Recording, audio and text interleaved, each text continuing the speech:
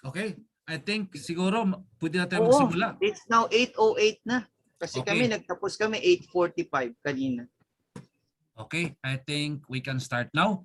A wonderful evening to all PVAD members from Luzon, Visayas, and Mindanao. I'm very excited to impart new things for tonight's discussion in our drug-free Philippines movement. I'm your host in our tonight's discussion. My name is Mark Adilit, PVAD Vice President for Visayas.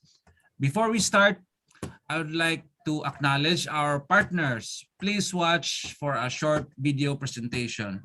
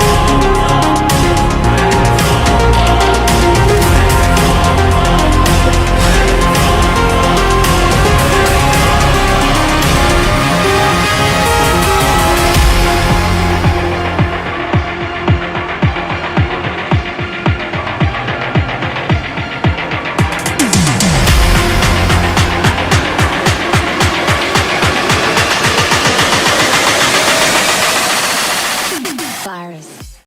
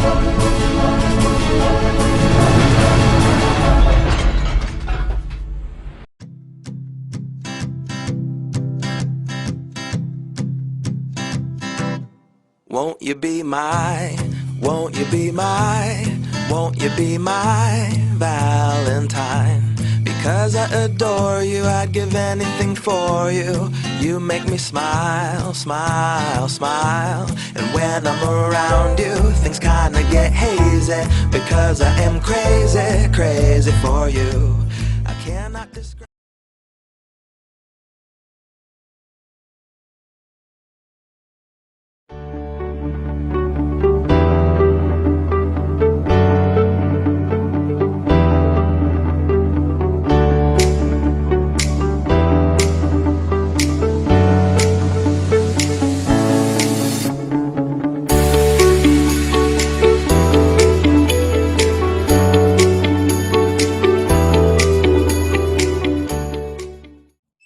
Okay, our topic tonight is it's okay not to be okay and to conquer fear, anxiety, and depression.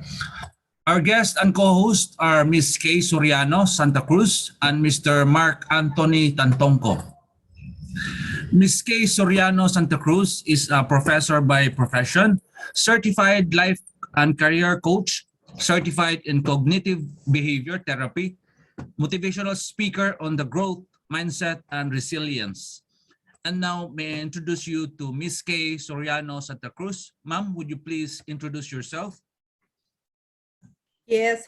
Hello, good evening, everyone. I'm so happy to be with you this evening. I didn't expect this many people, so I'm very happy to see all your faces. I understand, no? Iba't ibang parte ng Pilipinas tayo nanggagaling ngayon. So I'm so excited to talk to you this evening. I'm going to talk about myself a little bit when I do my presentation. So I think that's enough for that, Mark. Is that okay? Okay. Okay. Nakakalito, no? Dalawang Mark. Pero yes, Mark the host. Thank you. Okay, our next guest and co-host, also please welcome Mr. Mark Anthony Tantonco, a multi-awarded manager, HIV Motivational Speaker, and co-owner of Mighty Cigarette Corporation and La Campana Fabrica de Tobaccos Incorporated. And now may I introduce you to Mr. Mark Anthony Tantonco. Sir, would you please introduce yourself? Go ahead, sir. Hello, good evening. Thank you for that, Sir Mark. It's a warm welcome yung ginawa mo. And I am very thankful for being part tonight. I just want to share a bit of myself. I'm like everyone else, a normal person, however, with a dream. And my background talks about me being a leader and how I was able to be a leader coming from my struggles in HIV. So that's all. Continue ko na lang yung background later on as I speak. Thank you. Okay. These guys will discuss how to overcome drug addiction, depression in times of pandemic, HIV awareness, and how to be productive in our society. First of all, I would like to discuss what we do in our organization. Vision, a drug-resistant and drug-free society through an empowered citizenry. Mission, to conduct people empowerment activities and enhance the drug demand reduction approach through preventive education and values formation in every barangay in order to increase the psychosocial awareness about the ill effects of illegal drugs and substance abuse and its effect to society. Please take note, we are different from the supply reduction strategy of the government, which is war on drugs. We promote social awareness through basic education and literacy program, livelihood, youth program, and sports, public image, and inter-agency collaboration. We will leave drug supply reduction to the law enforcement of the government. Our discussion is related to our current situation here in our country. That is why we should address these issues tonight together with our guest speakers and co-host in our program in Drug-Free Philippines Movement. According to Wikipedia, free encyclopedia, HIV and AIDS infection in the Philippines might be low but growing fast. The Philippines has one of the lowest rates of infection yet has one of the fastest growing number of cases worldwide. The Philippines is one of the 7 countries with growing in numbers of cases. The HIV crisis in the Philippines is an emergency. Youth education, empowerment of healthcare providers, national access to PrEP and integrase inhibitors, and harm reduction are urgently needed. Several factors put the Philippines in danger of broader HIV AIDS pandemic. They include increasing population mobility within outside of the Philippines island, adverse to public discussing issues of sexual nature, rising level of sex work, casual sex, unsafe sex, and injecting drug use. In fighting against HIV is to promote safe sex, and also as dangerous when using drugs by injecting. And according to the new study of the United Nations Agency on Drug Control, the number of HIV positive by injecting drugs is increasing. A shoot of ecstasy or shabu could well be the shot of death unless drug users don't even know that these needles could have give HIV. Drug users usually share needles, a very high-risk transmitter of HIV, in a new study in the UN has revealed that most drug users also have very erratic and usually unsafe sexual habits.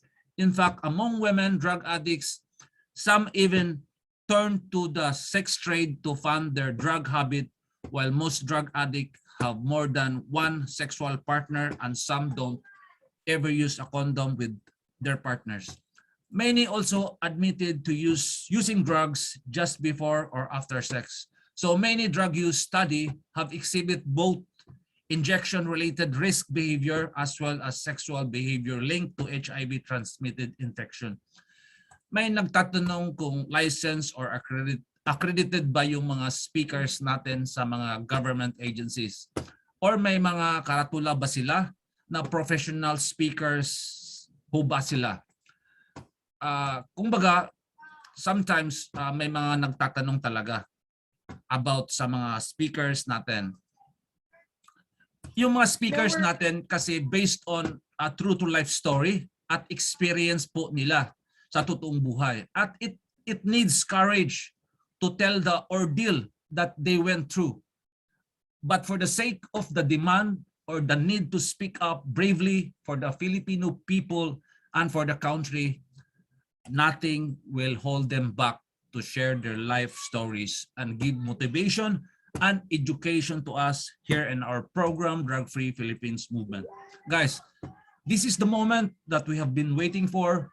Let us hear the life testimony of our guest and co-host.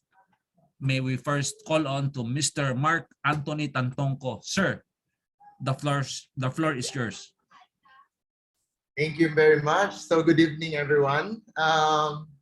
So I'd like to start with how I move my life from day to day, and I would like to share how empowered I am with the verse, "I can do all things through Christ who strengthens me."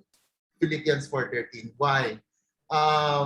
Before I go to my story, I'd like to introduce to you guys kung ano yung katayuan ko ngayon, where I am today, and how I would want my life to move forward. Currently, I am a branch manager for FWD Insurance. Also, I am an associate director for Greenfield. Before that, I was part of FWD. I was also part of AXA as branch manager for 2 years. Before that, I was part with Sun Life. Sun Life ako talaga, parang all my life, I thought hindi na ako aalis sa Sun Life. For 6 years, I was top rookie noong 2011. Kaso pagdating when I got my AAA manager title, and my team was already growing so fast, that's also the same time that I was put into rehab for drug use. So going through my story, I would like to start my story with my struggles. Pero more than any credentials that I see, more than the title that I have, I know that our lives, my life, has a purpose for everything. And God has a purpose, indeed, has a great purpose why I am here with you today, and why I am able to be able to share my story. And my story was just empowered with love. Back in the days in 2009, I am unaware of what is HIV. Also in those times, mataas din ang death rate ng Philippines pagdating sa HIV. To connect to what I am trying to say, 2 of my closest friends, a year after my diagnosis, died. Considering na lahat kami is already at the known hospital, I was confined with St. Luke's. I was given actually 3 months of tanning by the infectious disease. Na hindi na daw ako tatagal more than 3 months because of the condition of my health during that time. 2 of my friends, yung isa sa Makati Med namatay, yung isa sa Medical City namatay. My point there is, it's not about the hospital. It's not about the credentials of the doctors. Because during that time, the awareness of the doctors, even those medical practitioners, are not fully aware of how to handle HIV cases. So I don't blame them, and I don't blame anyone. It's just that right now I am very thankful that there are a lot of movements going on to help people like us. And yeah, kanina when Sir Mark is sharing about drug use and HIV, natatawa ako deep inside kasi sabi ko parang yan yung mga mundong na pinagagalawan ko noon. Wherein, yeah, the drugs and the user, yeah, having HIV was coinciding. Pero yeah, in defense to my case, wala naman ako nahawa. Well, because I am already undetectable 2011 until present. So even those that are known to me until now are still friends with me. Some of them are still under my team. And yeah, it is just to boost the encouragement that once a person is already with HIV, doesn't mean it's a death sentence. But during the time when I was confined in St. Luke's, I was there for 3 months. Prayer ko lang noon, Lord, makahinga lang ako, masaya na ako. But there is, syempre, sinabi sa akin ng doktor, hindi ko kasi alam kung ano yung sinasabi niya ang HIV, so oo lang ako ng oo. Nag-Google pa ako bago ko nalaman, yun pala yun.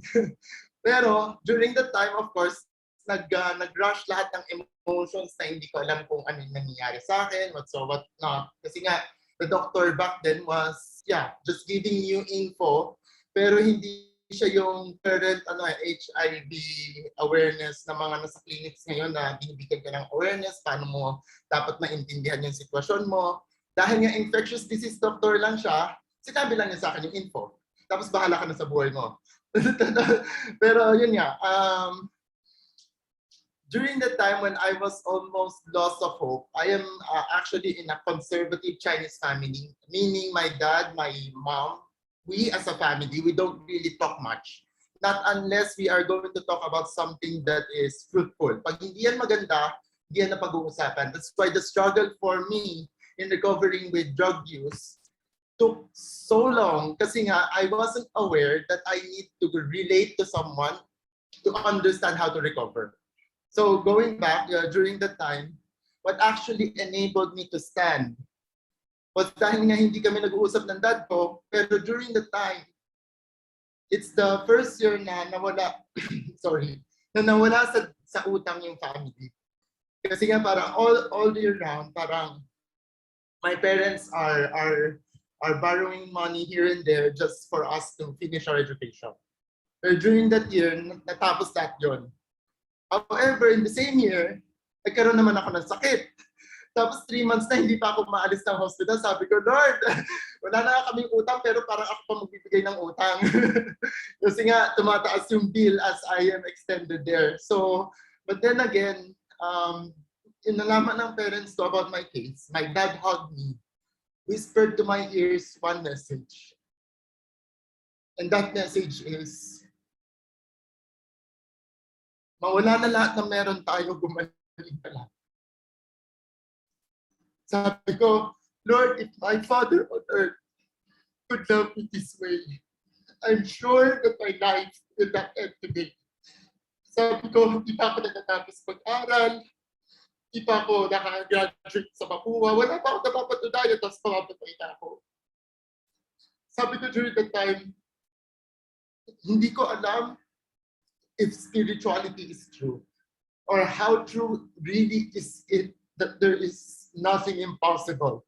But then again, sabi ko, like how I have learned that in a small seed of mustard of faith, it could move mountains. Sabi ko, let me lead me to how you want me to be. Truth be told, natagalan man yung recovery ko with HIV, with pneumonia, during the time I had pneumonia, it took me 8 months para matanggal ang oxygen tank sa akin. After that 8 months, syempre parang ayoko lumabas, ayoko magpakita sa tao. So lahat ng friends ko from high school, from Mapua, where I studied my college, lahat parang tinanggal ko sa system ko. Kasi nga parang I was shameful, I don't know who I'm to talk to. So these 2 closest friends of mine, sila na lang yung parang nakakausap ko. Pero during the time, hindi ko rin masabi sa kanila that I undergone a treatment with pneumonia because of HIV. Kasi nga, hindi rin ako sanay. Hindi rin kasi naman siya napag-uusapan eh. 2011, by the way, was when Love Yourself was established. That was the same year when ABS-CBN, January of that year, aired that the HIV case for the Philippines is alarming and is rising so fast. Kasi nga, pero during that time, in 2010, when two of my closest friends died, sabi ko, ano na gagawin ko sa buhay ko? Wala na akong kaibigan. Tapos hindi ko pa alam, wala pa ako natapos sa education. But then again, my parents are very supportive to simply push me forward na do something. Because at the end of the day, you can only see the fruit of your labor if you started doing something about who you are and what God has given you as a life. So I tried doing sales kasi nga ayaw ng parents ko maging employee ako. Ayaw ko rin naman masayang yung puhunan nila kung mag-franchise kasi hindi ko rin naman alam how a business really works. But then again, yung nag-sales ako, sabi ko hindi ata to para sa akin. I was actually in that time a person that hates people. I hate conversing to people. I hate people-related things kasi sabi ko, ang gulo-gulo ng tao. Hindi mo maintindihan kung masaya manungkot mamaya bukas, kailan na ano na yung magiging attitude niya sa'yo. So, dahil nga, there's a lot of things na hindi ko naiintindihan, I opt not to. But then again, God is so good to simply lead us to things that we are unaware that we can be good at. And yeah, for that same year that I got that my goal in my sales is actually one thing. And that one thing is, hindi ko man natulungan yung mga kaibigan ko noon. That's why I want to help others see the fruit of life. That there is hope in every possibility. Sabi ko, hindi ko na nakita paano sila namatay kasi natatakot din ako noon na baka mahawa pa ako o magkasakit din ako dahil nasa hospital sila. Pero ito na lang yung isang regalong mabibigay ko, hindi lang sa kanila, pati pa sa mga susunod. That's why when I started with Sun Life, my motto was changing lives one at a time. Sabi ko, pero Lord, sabi ko, hindi naman ako makaka-change ng life kung nagbibigay lang ako ng insurance to. Pero hindi ko alam, from that time on until today, my desire for insurance talk is not to sell people insurance. It's not to tell people you need to get an insurance. Kasi nga bakit? What is the teaching of the world in terms of insurance giving? It's all about fear. Tatakutin mo ang tao, ito-trouble mo ang utak niya. Kaya nga ang discussion lagi is what if you die too soon or you live too long? Sabi ko, hindi naman ata dapat tinatakot ang tao. Kasi syempre, pag tinakot ang tao at kumuha sila ng policy, kumuha lang sila para doon sa porsyento ng ikamamatay nila. Sabi ko, I want people to get something out of love. Because I see that my life was founded out of love. Sabi ko, that's why I was able to translate the understanding of need into the understanding of want. By simply telling a short script, a short story for people to hear how to really feel what is love. And if you will allow me, this is just 3 minutes, but I will be sharing to you guys why I was tagged as the most brilliant branch manager of AXA during my time with AXA. Is it okay? Raise hand naman dyan. Sige, thank you. So if I am to start, of course, I know that you are all familiar with ICU, with the current case that we currently have with the pandemic, ICU intensive care unit, and according to rules and regulation of every hospital all over the world, there's only one person at a time as a visitor that can go in. Now, the questions that I'm going to be asking next, usually I would want people to internalize more than respond to it. So it's okay na nag-zoom tayo. So if I'm to begin, and I want you to imagine that day and that time that you are to be in that ICU bed, who could be the first person that you could think of that will walk in that room? Is it not? This is the first person that loves you the most. And I hope that you love the person the same. Now, what would be the words that you are prepared to say? Will it be, I am sorry because with this and every other little thing that I have lost to see while I am alive, sana mo unawaan mo makita naman kita? Or would you rather have words that, don't worry, I have everything planned and I have even more. For apart from telling you I love you, I want to thank you. To thank you for the gift that you have given me, and that is how you believe that I am special. Sa mga oras na niniwala ka na pinaglaban mo ang buhay kong ito, sa mga oras na sinabi mong kaya mo yan na hindi ko na nga sinabi kaya ko, pero dahil sa mga mata mo na nakita ako na may pag-asa ang buhay kong ito. At kung ano man ang narating ko, ito ay isang pasasalamat. Isang pasasalamat na nabuhay ka kasama ng buhay ko.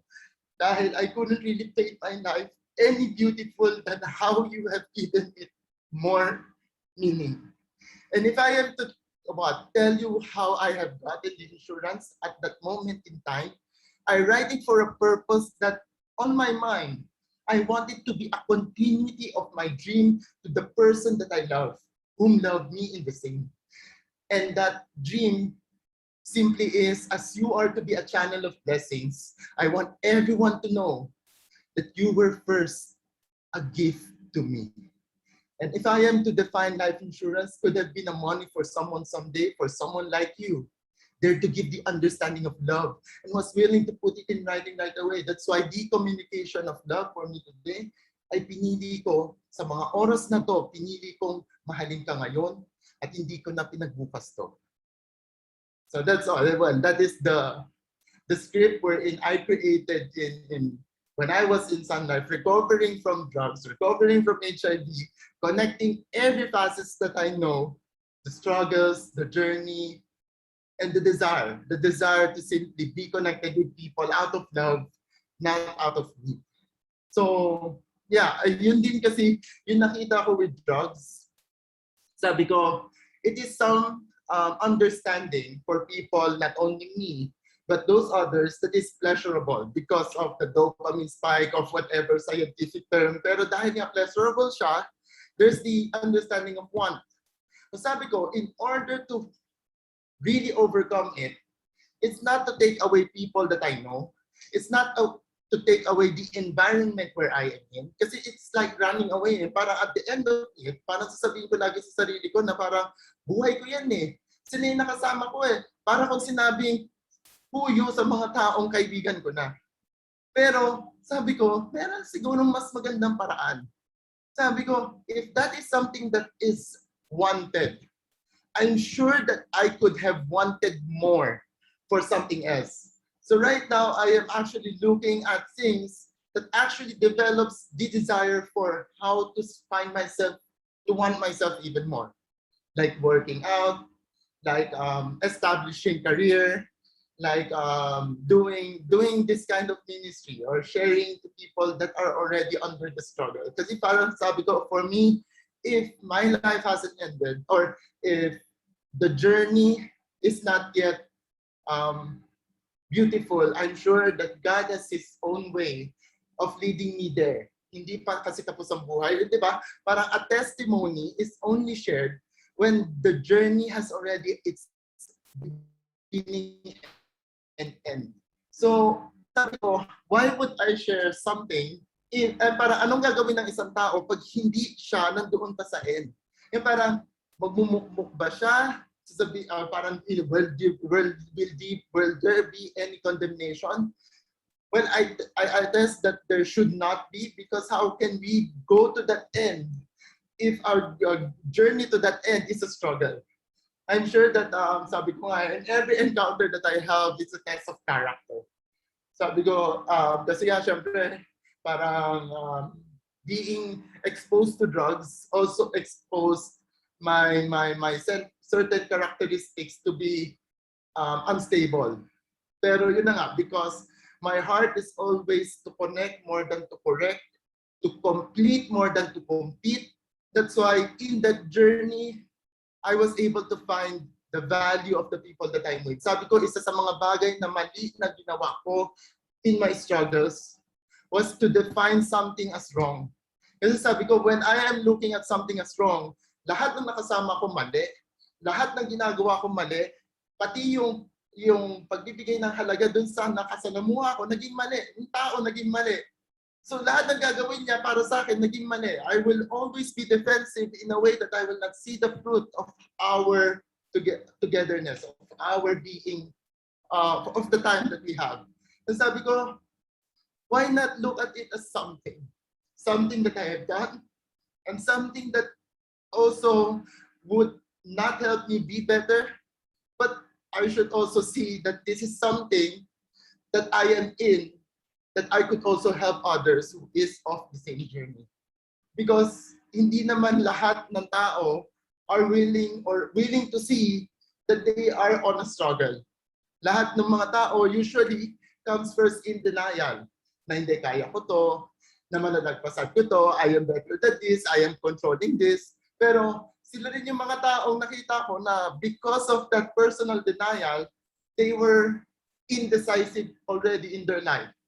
Indecisive of their choice, indecisive of what they are, of how they would be looking at themselves, if they are good people or not. Yung parang nawawala yung sense of identity because nawawala yung sense of pride to simply look at myself that I am also loved. Loved in a way not because of what I am able to do, but because I was born.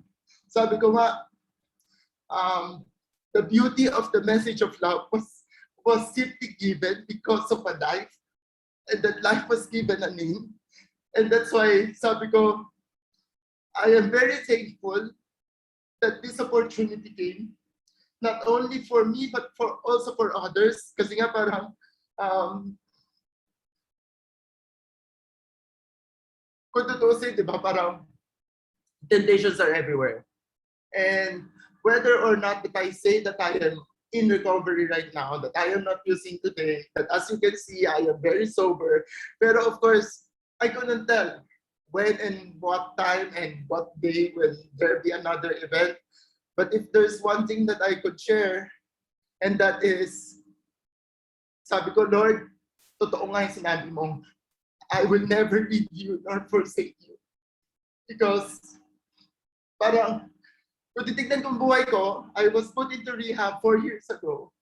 I was actually the worst when I came out of rehab because of a lot of family issues. My struggle with family, my family almost disowned me during that same year that my dad died because of pancreatic cancer, because of a message na bading ka kasi.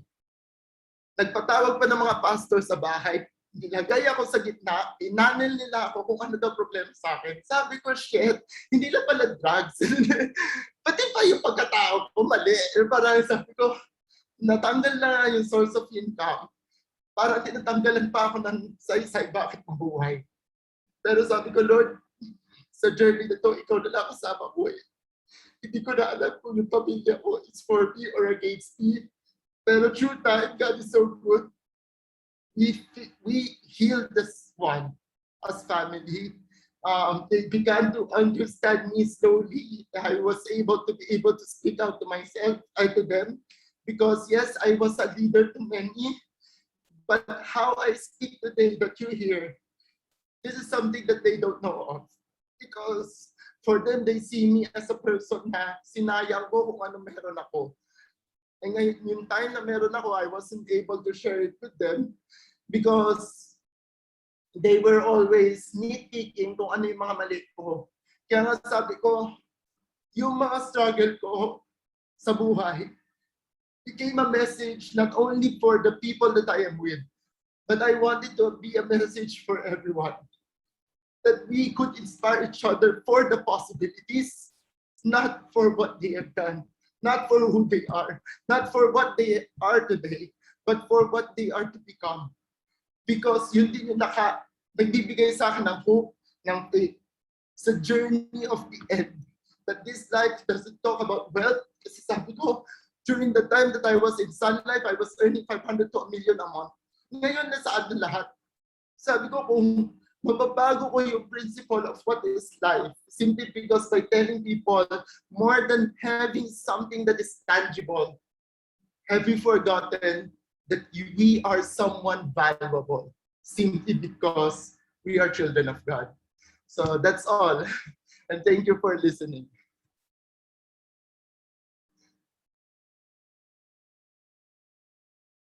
Okay. That was a wonderful, inspiring story from Mark Anthony Tantonco. By the way, Mark Anthony Tantonco is a good friend of mine. Anyway, may we call on our next speaker, Professor Miss K. Soriano-Santa Cruz. You may now start, Madam. Thank you. You don't have to be so formal. You may call me Kay, no problem. You Okay. know, I think I don't know how much time I have, Mark. Do I have 15 minutes, 10 Okay, sure. minutes? Okay. Yeah. All right. So I think I want to take off from where Mark said we are all connected, right? There is a purpose why everyone is here. There is a reason why you are volunteering for this very worthy cause. And in my work as a coach, what I have seen, lahat tayo may journey. Lahat tayo may silbi. And it doesn't mean kung hindi mo nakikita ngayon, hindi lalabas, hindi mo malalaman. It just means it's not yet time. Lahat ng nakakausap ko, and I have coaches from the Philippines and abroad, different countries in Asia, and even in the US and Canada, lahat tayo, one thing, you know, a lot of things in it different, no? Pero lahat tayo may kinakatakutan. Lahat tayo may pangarap. Maybe hindi pa very solid, very clear, pero lahat tayo may gusto sa buhay. And in general, we all want good lives. I want to share my slides. Is that okay, Mark? Okay po. Kaya- Sure. Yeah, kaya lang naka-ano Okay. ako. Can you make me co-host? Okay. Okay na po. Go ahead. Thank you very much. In the interest of time, I'm just going to talk through the slides para, you know, mas magandang usapan. Can you see it, Mark? Okay po. Okay po. Klaro lang po. Okay. Thank you. Thank you. So my background is really in corporate. I was with a company for 25 years. 12 years of that, I was in Singapore. I came back in 2018, December of 2018. Sabi ko nung nasa Singapore ako, ang galing-galing ng Pilipino. Pero madami akong experience na ang Pilipino, pag kinakausap ng foreigner, may tendency na hindi nagsasalita. You know, I graduated with a degree in communication arts. And so what I thought was maybe God wants me to help more Filipinos talk. Because in my career, that's one of those things that I really saw help me, no? So I did a lot of things and I eventually came back to the Philippines. And when I landed back here in December 2018, I put together my company, Navigating Careers, for the purpose of helping even one person meet their goals. Madami sa atin gusto ng mabuting buhay, pero hindi klaro kung ano yung klaseng buhay na yon. And as a coach, that is one of those things that I help people with, right? Kasi ang problema na ngayon, lalo na ang kabataan na laging nasa social media, ang tingin nila, ang kaligayahan nila ay pareho rin dun sa nakikita nila sa iba. You have to be able to know kung sino ka para malaman mo kung anong gusto mo sa buhay. Eventually, that's what I did, no? So I was invited to give talks. These are some of the people that I did online and on the ground before the pandemic. I'm sorry, I think my screen is writing on the wall now. Pero anyway, I did individual and group coaching. And as I mentioned, I have folks abroad also. I'm not sure how to remove the squiggles there, but I don't know, Mark, if you can help me with that. Anyway, I also did some art therapy because hindi lahat ng tao gustong nagsasalita. A lot of times, pictures, you know, and in drug rehabilitation, I think there are some art concepts also for drug rehab, no? But essentially, art is there to help people express themselves. So nung bata ako, high school ako, I would go to my friend's house. Yung mom ng friend ko, meron siyang posters all over the place. Yung posters na to, very inspirational. And one of them was in the banyo, was in the bathroom. Every time naguhugas ako ng kamay bago kumain, nababasa ko siya. This is the one I kept on seeing. Watch your thoughts. Yung mga iniisip natin form our words. What we say form our actions. And when we do something repeatedly, it becomes a habit. Our habits form our character. And isn't it interesting that it all starts with what you're thinking? So be careful. Guard your thoughts. Ano bang pumapasok sa isipan natin? Saan natin kinukuha ang mga pumapasok sa isipan natin? So that kind of brought me to this whole idea of looking at the growth mindset, no? What is the growth mindset? Can you chat with me? Can you drop me a 1 if you've heard of the growth mindset? And can you give me a 2 if you have not heard of it? 1 if you have heard of it, and 2 if you have not heard of it. Interesting. Okay, some more? All right. So a lot of us have not heard of it, no? The growth mindset. Ano ba to? You know, the growth mindset is a very interesting concept. And I really hope, Mark, we can remove this scribble on the board, no? On our screen. I'm not sure how to do it. Does anybody? I'm not sure how to remove it. I am sorry, but I'm going to have to continue because I know we don't have much time, no? So the growth mindset,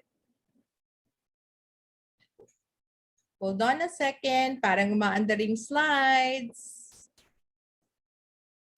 The growth mindset is simply the idea that kahit na ilang taon ka na, you can learn something new. Itong slide na to is very, very technical, right? But what it's really saying is that so long as you are living, as long as you are clear on what you want to do, you can actually learn it and teach yourself how to do it.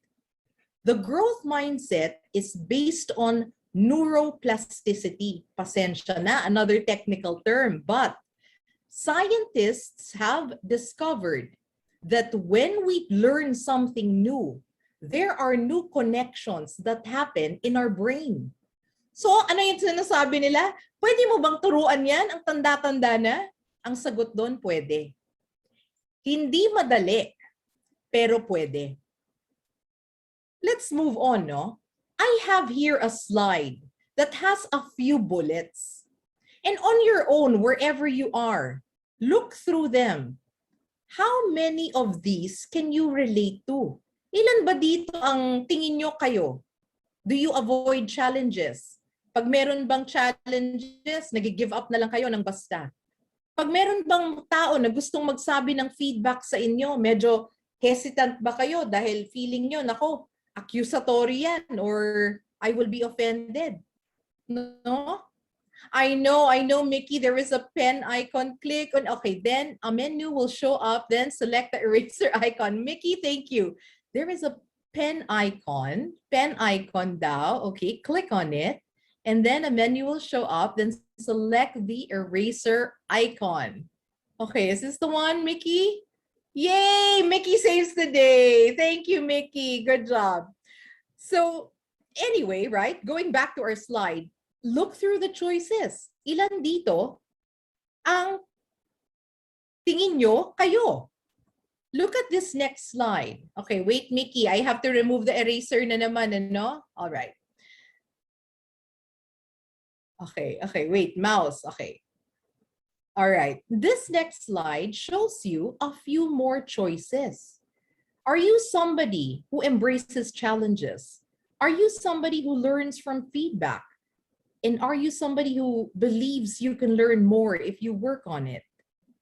Right? These two slides give you an idea of how fixed or growth your mindset is. Ano ba ang mindset? Can somebody tell me anong mindset? Can you chat with me on the chat box or unmute yourself? What is a mindset? Kanina pa tayo nagma-mindset. Ano ang mindset? Simply, ang mindset is how you think of things. Ilan sa atin ang nagsasabing, nako, hindi ko kaya yan. No? Focus is part of it, Larry. Very good. Focus is part of it. Right? When we are going to do something, no? Madami sa atin, yes, how you think, Peter, no? How you think. A lot of times when we are about to do something, a lot of us will say, hindi yan para sa akin. Hindi ko alam gawin yan. Hindi ko kaya yan. Magkakamali ako. If you have that kind of mindset, that is a very negative mindset, right? Planning and thinking, all these things that you're sharing, no? Alfredo, the thing you want to be involved in and get positive. Yeah, that's mindset. Sabi ni si Henry Ford, ang founder of the corporation, right? Sabi niya, whether or not you know you can do things, you are right.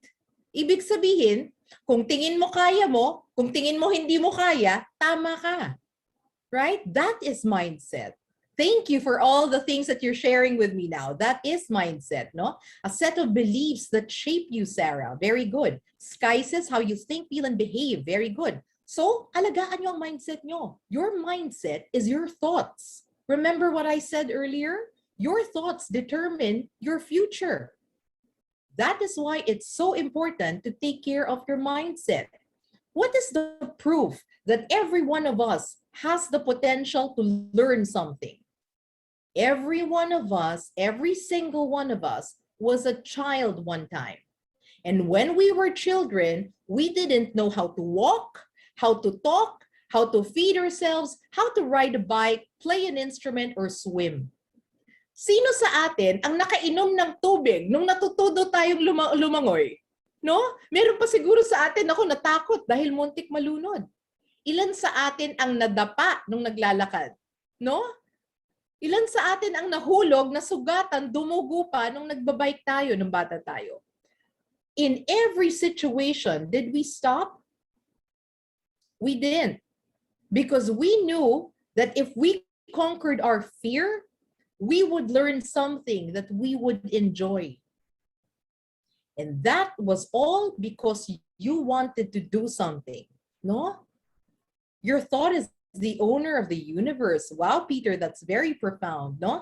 And Venus, self-perception or belief. Yeah, mental attitude, definitely. Very important. So I'm going to give you 4 steps to grow your mindset. A very simple code here, ACTS, no? Acts of the Apostles. Awareness, choice, talking back, and sustaining it. What is the first one?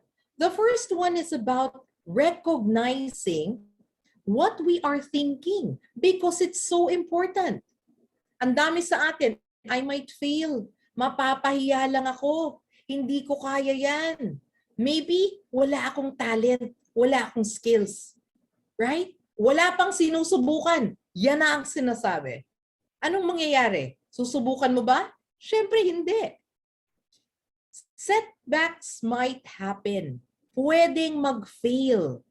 Pero I want you to remember one thing. If you're going to remember anything from me tonight, I want you all to remember failure is a redirection. Failure is not the end of your story. Failure is just a redirection, letting you know na meron kayong pwedeng gawin na mababago nyo ang outcome. And therefore, hindi na failure. Okay? It is always a choice. You will have 2 voices in your head. Minsan, tao pa eh. You know? Magulang mismo natin, minsan. Madami akong kino-coach, very insecure. Because growing up, mismong mga tao sa paligid nila ang nagsasabi sa kanila, hindi mo yan kaya. That is very difficult, right? But pag tumatanda na tayo, we have the responsibility to talk to ourselves and to choose words that give us life. Bakit natin pipiliin ang makakasira? Third, we want to talk back to ourselves, no? Ano yung talking back? Nung lumalaki tayo, sabi ng magulang natin, don't you dare talk back to me. Huwag kang sasagot. Anak lang kita. Pero ngayon, you have the responsibility really to talk back to yourself. If you are if you are your worst enemy and you are saying to yourself, hindi mo kaya yan, how dare you? Because you are limiting your life. Kung hindi mo kaya yan, hindi mo alam, matuto ka. Paano ka matututo? Magtanong ka. No? Paano kung wala kang pagtatanungan? Magtanong ka kung sino pwede tanungin. There will always be a solution if you want to solve a problem. Finally, sustain the thinking. Hindi pwede na ngayong araw, ngayong buwan, ngayong taon, may growth mindset. Next year, wala na. Because the way we have to live our lives is to keep on improving till the day we die. To touch others and to inspire others, to help others, to be people who support others. Bakit tayo nag-volunteer? Because we want to give our time to worthy causes. We have to sustain the thinking. No? And that will give our life balance. Practice makes permanent. Practice does not make perfect. If what you are practicing is the wrong thing, you are going to be perfect in the wrong thing. So better make sure that what you're practicing is the good thing, is the right thing. Mark, do we still have time? Do I continue? Yes, ma'am. Go ahead, ma'am. Go ahead, ma'am. Okay, I We have can a few extend. more slides. All right. Yes, few we more can extend. slides. Go ahead, Thank po. you. Go ahead. So I want to continue the conversation of the growth mindset to resilience. Ano ba ang resilience? When the going gets tough, the tough get going. That is basically resilience, right? Look at these pictures. These are real people who had very serious adversities. This girl had an accident, kinagat ng shark ang kanyang kaliwang kamay.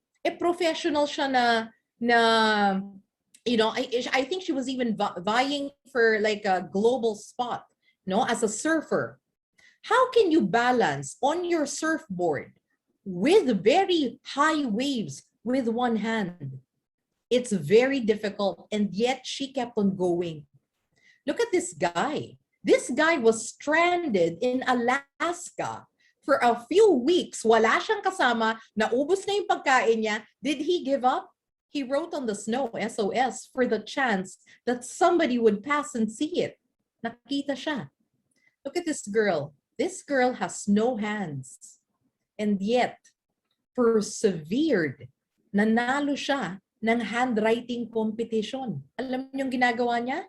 Iniipit niyo yung pen sa dalawa niyang arms. This is my mom. My mom is a very wonderful, wonderful mother. You know, she's very supportive. Lahat na ng gusto mo. Ang dami-dami kong kaibigan pumupunta sa bahay, calls her mom also. And, you know, my mom had a stroke in 2009. We spent the New Year in the ICU looking at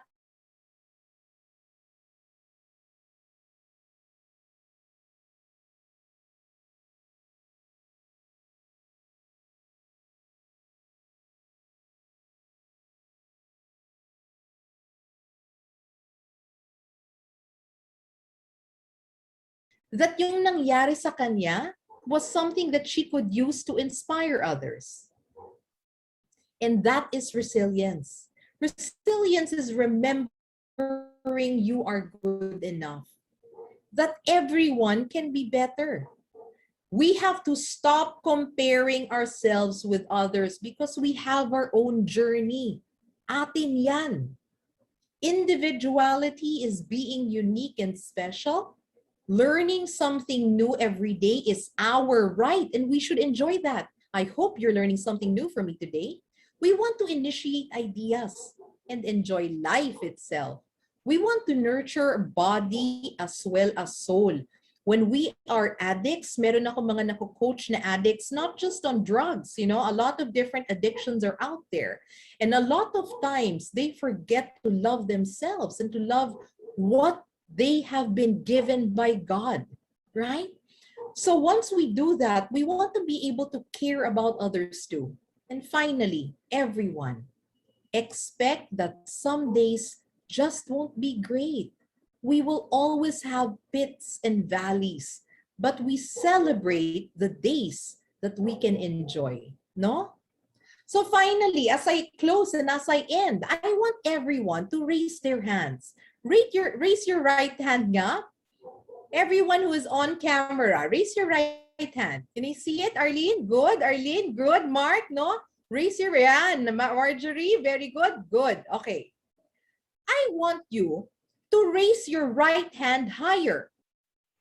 Mas mataas nga, mas mataas. Arlene, good, good. Sharon, excellent. Julio, I see you. Emilio, very good. Wonderful. What happened when I asked you to raise your hand the first time? What did you do? What happened? Chat with me nga. What did you do when I asked you to raise your right hand lang? Or you can unmute yourself if you want, if you're not so shy. What happened? Bakit hanggang dun lang? Okay, go ahead. Go ahead, Sarah. You want to answer? Who wants to answer? A lot of... Sige. Meron ba? Meron ba? O I will just continue. A lot Sa of... camera, kaya hindi ko makapag-raise ng mataas ng kamay. Oo. Ikaw ba yan, Paul? Yes, ma'am. Yes, oo, no? A lot of times, Paul, ganyan ang sinasabi ng iba. In fact, ang sinasabi ng iba, para po makita nyo lang, hanggang dito lang ako.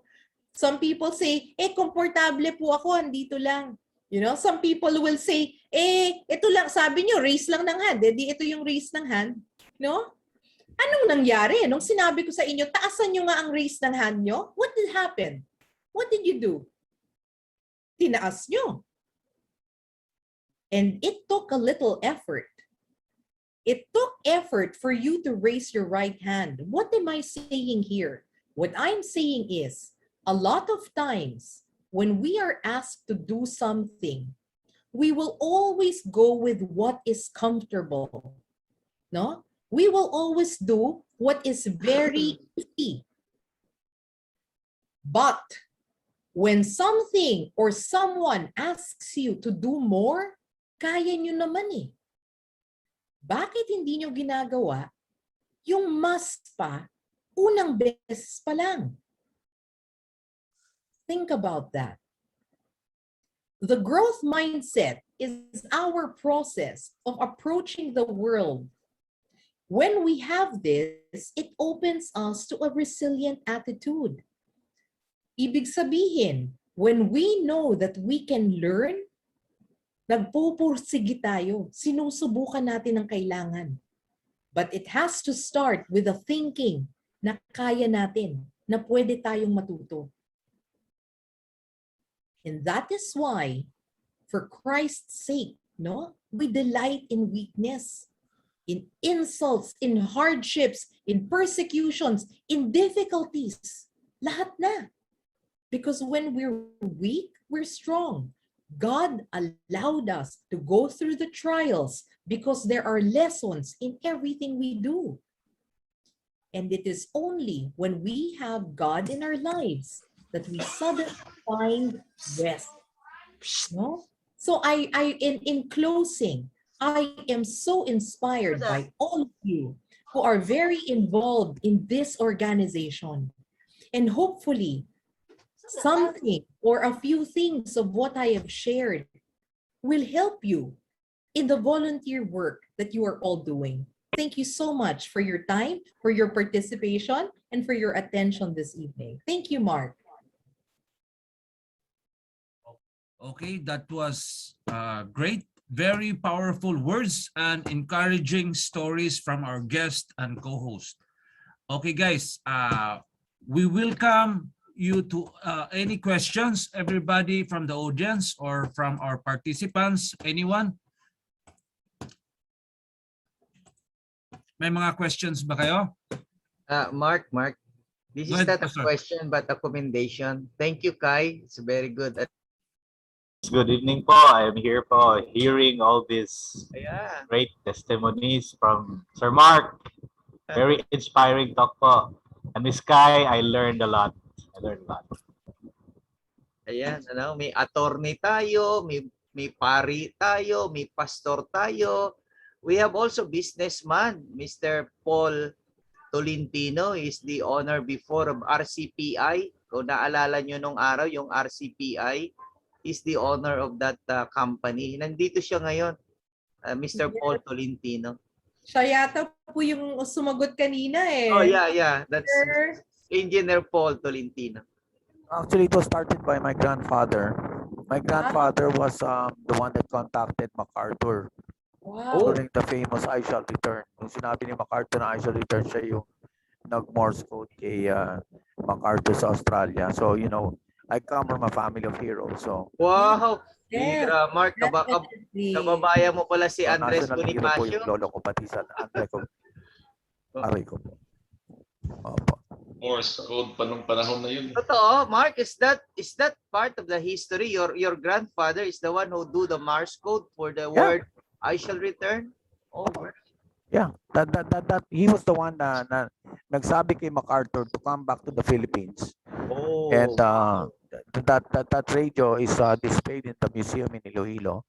And that's the history kung bakit nag-start yung RCPI. Because my lolo was the Bureau of Telecoms operator for almost 30-40 years with the Bureau of Butel. Butel pa nung araw eh. Galing, ano. That's the So, yun po yung history history. ng RCPI. Thank you, Paul. Thank you. O baka may question kayo, naagawan na natin. Sorry po. Sorry, kayo na po. Okay, I think we are already done with our interaction. Wala na Mark. Yes, go ahead. Good evening po sa lahat. Questions? Okay. Yes, nagpapasalamat. Magandang gabi po sa inyo lahat. Nagpapasalamat po ako kila Sir Mark Anthony kanina nung nag-confess siya sa tungkol sa drug addiction niya dati at ngayon nasa recovery siya. Pareho din kami. Tsaka lalo na kay Ma'am Kai Soriano. Ma'am, napaka-inspiring po yung nyo. Naibigay nyo yung lesson sa amin at malaking tulong po kayo dito sa PVAD. Marami po kayo matutulungan dito at may inspired. At sana po pagpalain tong PVAD natin para marami tayong matulungan na tao.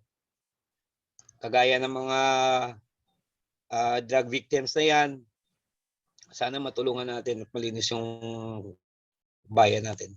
Opo. Maraming salamat din po. Okay, anyone from the audience? May mga gustong share ng kanilang thoughts about our topic? Okay, siguro wala na. Okay, I think we are already done with our interaction with our guest and co-host to Ms. Kai Soriano-StaCruz and Mr. Mark Anthony Tantonco. It seems that we really learned a lot from them, how life is special and everyone is special. Now, let us have a short recap on the things that we have learned from tonight's discussion. As what I have learned from our guest and co-host tonight, don't be in control by two things. That's what I've learned. Many people spend their lives under the mercy of circumstances, living at the mercy of what happened to them, living at the mercy of other people, not living at the present because they are stuck in the prison of their past. If you want to live a great life, don't allow yourself to be controlled of these things.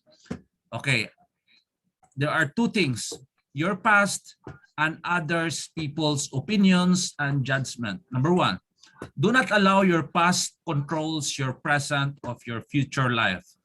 Whatever happened, you must let it go. Leave your pain, your past behind so it cannot ruin your future. Leave the darkness of your past behind so it cannot block the light of your bright future. Your past is gone. Whatever happened, whether unjust, cruel, harsh, whatever the case, reliving the events will never do you any good. If someone did you wrong, the only way you can win is if you let go and move on. If you live in hate, they win. If you live in the victim story, they win. If you want to win, you must focus on building your future and start right now. Release that weight from your back so you can be free. Don't allow events of past, which are now gone, to ruin this moment, which is perfect. This moment, which is now to enjoy, which is ready for you to live fully. Number two, do not allow others, people's opinions and judgments to control the direction of your life. The need to fit in and feel wanted can cause you to travel down paths you don't want to travel. People pleasing is a curse that should be avoided at all costs. Before we do anything, ask ourselves, am I doing this because I want to do it or because of my fear of judgment from others if I don't? You were born or created unique for a reason. You were born or created to stand out, to be appreciated and loved for who you are. Don't dim your lights so you fit into dull background of others people's lives. Shine bright as you are. Those who really care for you will see the light and shine with you. According to Mahatma Gandhi, he quotes, "Be the change you wish to see in the world." You have the power within you to create the life you want to live. You have the power to shape the world around you by who you are, being and how you are communicating. The law of attraction, one of the fundamental aspects to living a life by design, explains that everything that is created in the outside world is the result of what takes place eternally. Being the change you wish to see in this world, the change starts within. Don't be part of the problem, rather be part of the solution. We are the master of our destiny. We can influence direct control of our own environment. We create our life what we want it to be. If you cannot do great things, do small things in great way. Don't wait. The time will never come perfect. Start where you stand and work with humility and with dignity and pride. Okay, guys, this is the end part of our program in Drug-Free Philippines Movement. I'd like to thank our speaker and co-host, Ms. Soriano-StaCruz and Mark Anthony Tantonco. You are doing great, ma'am and sir. My snappy salute. Thank you for the both of you. Thank you from the bottom of my heart for taking time from your busy schedule to be our guest speaker here in our program, Drug-Free Philippines Movement. Your presence and wise words help magnify our cause in the best possible way. Our program is a huge success, all thanks to our enlightening words and inspired so many people out there. Okay, guys, I think you are all fantastic. Thank you for viewing and listening. I am looking forward that you will be sharing all your learnings to others. Have a wonderful evening. Just continue learning every day. This is your host in our program, Drug-Free Philippines Movement. Again, I am Mark Kadili, Vice President of PVAID, or People's Volunteer Against Illegal Drugs, is now saying to you, iwasan ang illegal na droga, panalo ka. Wishing a pleasant evening and God bless. Bye-bye and thank you. Bye-bye. Salamat, Miss Kai. Okay, bye-bye po. Thank you, Thank Mark. you. Thank you. Salamat. Mark Anthony Tantonco, Thank you. bro. Thank you. Good night, Welcome. Thank everybody. you very Good much. night. Good night. Salamat Thank po. you. Good Salamat night. po. Good Good night. night. Ingat. Ingat. Bye. Thank you po. Thank you. Okay, Good night. bye-bye.